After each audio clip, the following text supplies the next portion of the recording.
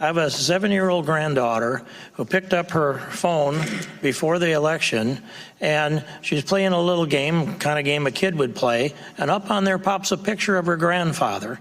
And I'm not going to say into the record what kind of language was used around that picture of her grandfather, but I'd ask you, how does that show up on a 7-year-old's iPhone who's playing a kid's game? Congressman, iPhone is made by a different company. Wow. It's time for Money Power Politics. That was Iowa Congressman Steve King trying to stump Google CEO Sundar Pichai as he testified before the House Judiciary Committee. The questions about bias, privacy, and other things revealed one, to me, really sad thing, that so many of our elected officials don't even know how this stuff works. Joining me now, Jeff Jarvis, professor at the Craig Newmark School of Journalism at the City University of New York and author of the book, What Would Google Do? Jeff, that's my really upsetting takeaway. I had the same feelings when I saw Mark Zuckerberg testify. Day in and day out, we are calling for more regulation to protect us and protect our data. And then we watch guys like Steve King and many others have absolutely no clue how this stuff works. Based on yesterday, who do you want? Knock on Steve King. I'm saying across the board. I'd knock on Steve King. Sure, knock on Steve King. Okay, there's a million reasons to knock on Steve King, but I'm not saying him personally. Across the board, I'm going, do you guys know how this stuff works? There was a Rose Gallery yesterday. Based on yesterday's performances, who do you want running the internet in the future? Google or Congress? I'll take Google any day. How about none of the above? Well, it's where we are, but smart companies who are doing smart things, can they do it better? Sure, we can always complain, we can always figure out better things, but Google does a good job. Pichai yesterday was impressive. He was smart, he was open.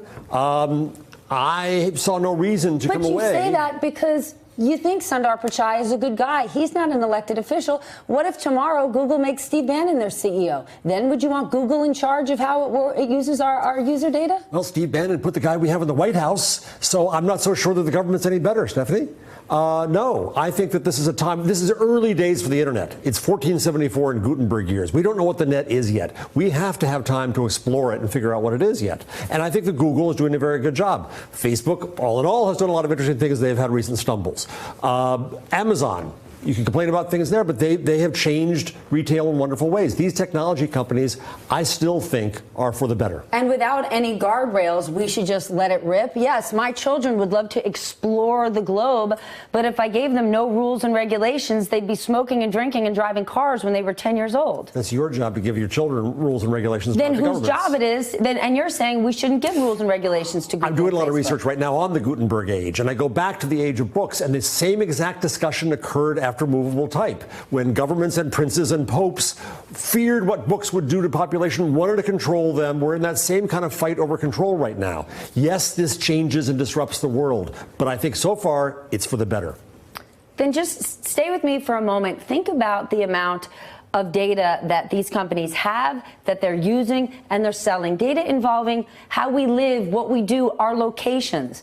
You feel completely safe with that? But think about, too, the value we get, right? So Representative Poe yesterday complained, does my phone know where it is? Well, yes. So you can ask for directions to the nearest Pizza Hut. Yes. So you can find the nearest Dunkin' Donuts. You know, it has to know where you are to give you the services you want. And those services are good and they're worth it. And talk to me about the real harm that has occurred. Maybe we haven't seen it yet. Maybe we haven't. What we're seeing right now is a moral panic that blames all of our problems on technology and that says bad things could happen, so let's stop them from happening. Well, along with the bad things, we'll stop good things from happening.